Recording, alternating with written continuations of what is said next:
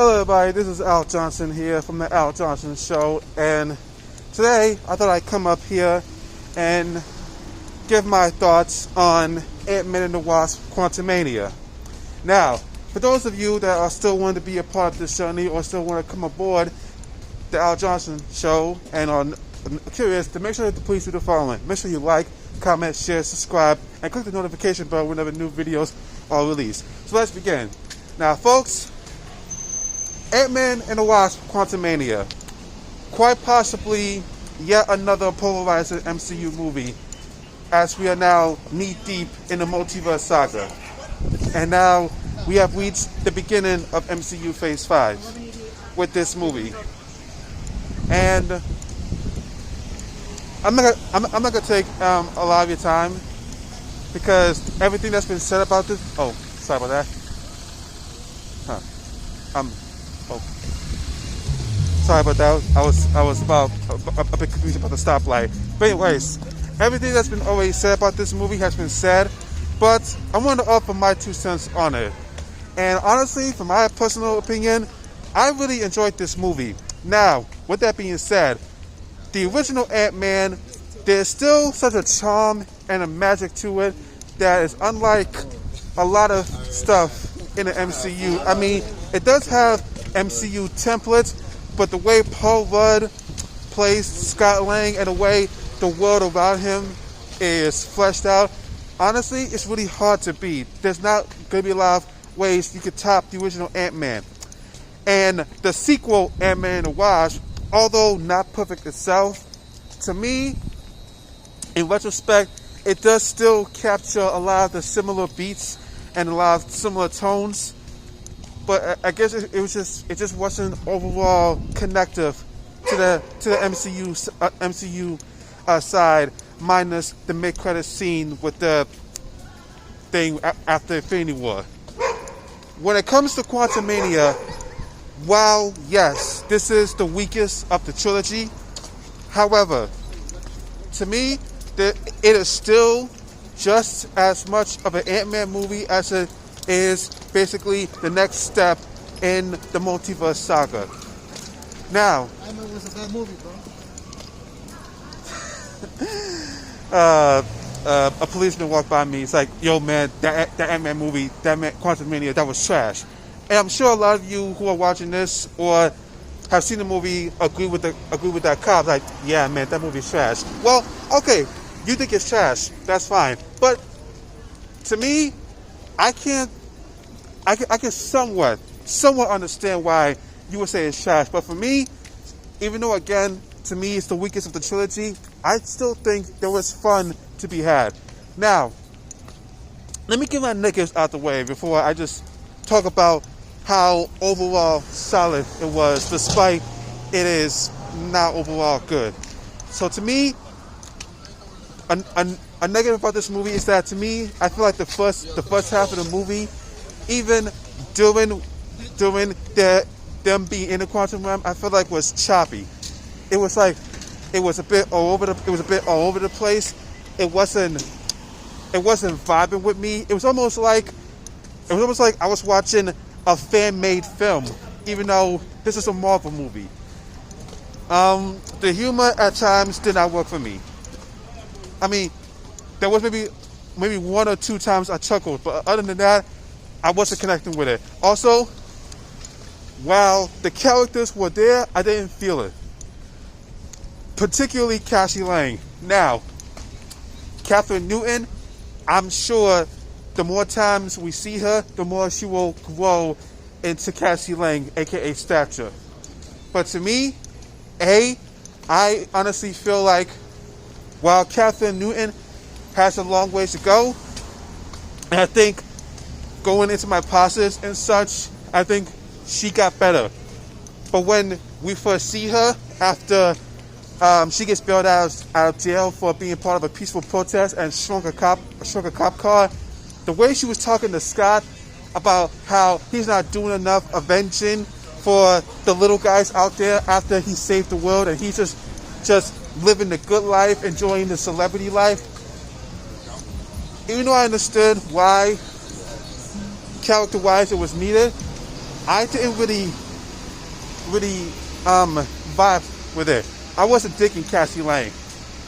And I think, to me, and I admit I'm biased, I still personally felt like it was wrong of Marvel to recast Cassie Lang, to recast Emma Fuhrman from Endgame, and the fact that she said on Twitter, hey, you guys, just like you guys, I found out I was recast, and I wasn't notified. I thought it was I still think it was a scummy move, in my opinion. I personally feel like Emma Fuhrman would have delivered the role better had she came back and was given more of a chance to fully flesh out what Cassie Lang could have been versus just, oh, we need a bit of an experienced name. But whatever. Also, Bill Murray being in this movie, it was somewhat nice if you're not privy to certain things that's been said about him recently. It was somewhat nice, but overall it was inconsequential. I didn't really care. And also, I feel like this movie, even though, like with all Ant-Man movies, it's not like the longest. It's not just gonna waste its time with its runtime. The Ant-Man movies normally be like 2 hours maximum. But for me, I felt like the things that was explained in this movie and the things that was set up in this movie or the things that's going to be developed later on, I personally felt like the movie needed a bit more time. I feel like maybe 5-10 more minutes to fully flesh out things that I feel like didn't really accomplish a lot in those 2 hours and 5 minutes, if you don't include credits. However, again, those are my things that I was like, I'm not really digging this part of the movie. But for me, the second we got into the backstory of Kang the Conqueror, played by Jonathan Majors, and we got a better idea of what Kang is and everything else, like the second Kang was introduced in the flashback where Janet explains why she was scared to go back to the quantum realm, or why she didn't want to talk about the quantum realm and all that stuff. Oh, that's another negative. The quantum realm, the CG at times looked wonky, but then again, what's a Marvel movie without some wonky CG? And like the look of the quantum realm, it was overall pretty solid. It was like, oh, that looks like some nice sci-fi. But Kang the Conqueror, Jonathan Majors, what a revelation.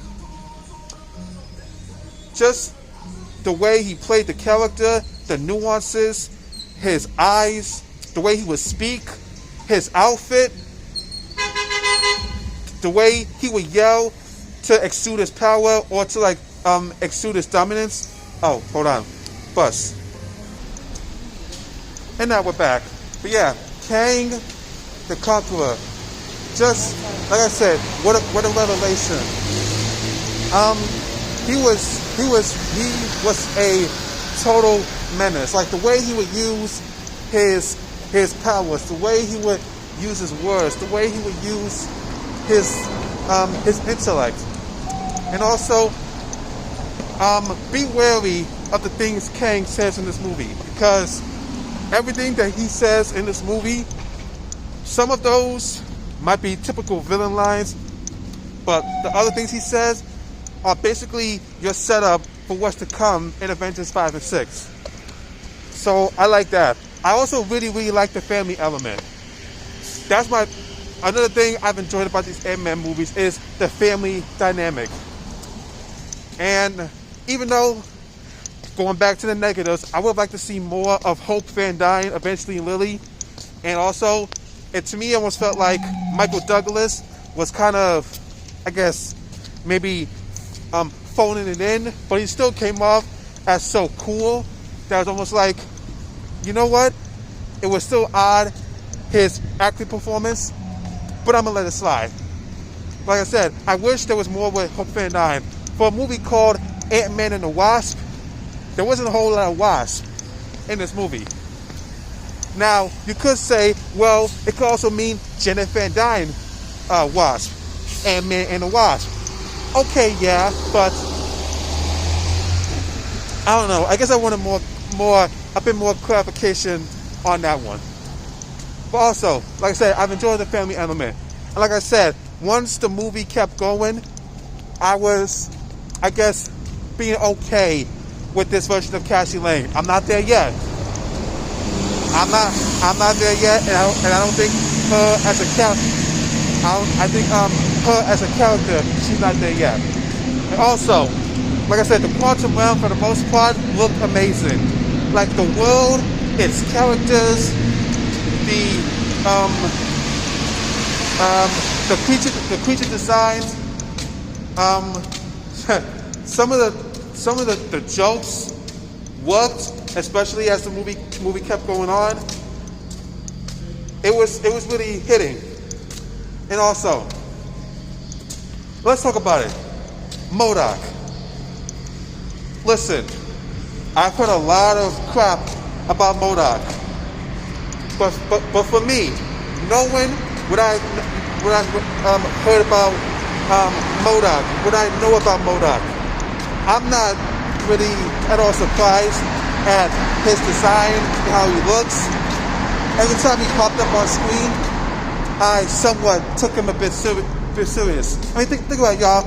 MODOK is a character with like an expanded face and tiny robot appendages.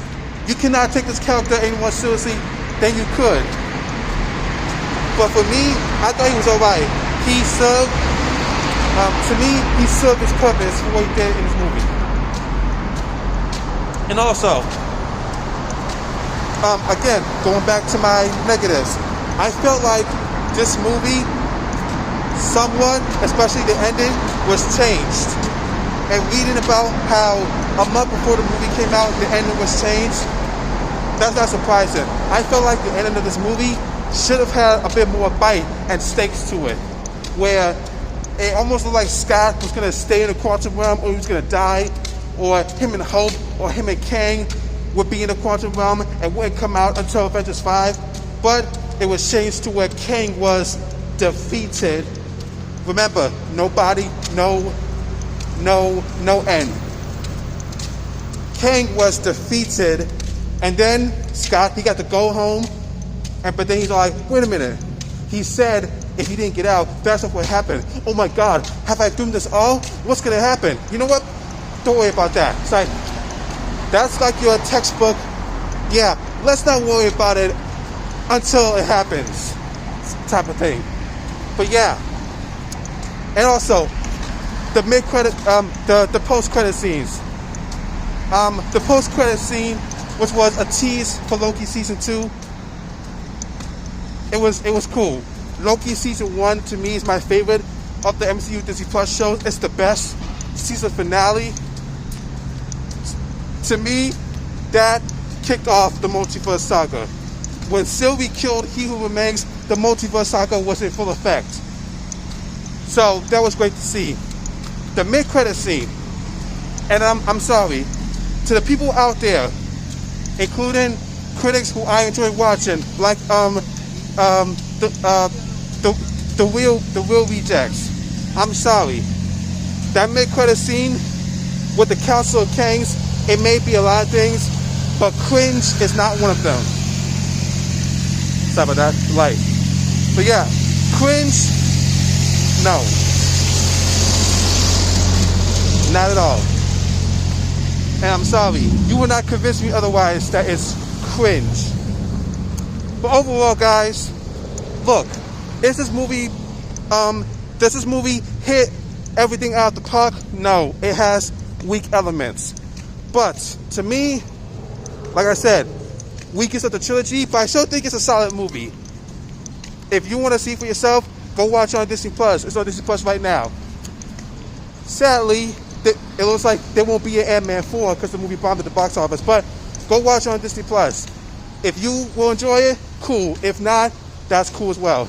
But folks, that's it for me. Thank you for watching this video. Let me know, how do you feel about Ant-Man and the Wasp: Quantumania? Let me know down below in the comments. Make sure you like, comment, share, subscribe for more. And as always, guys, remember, I've been Al Johnson, and you're not. Deuces.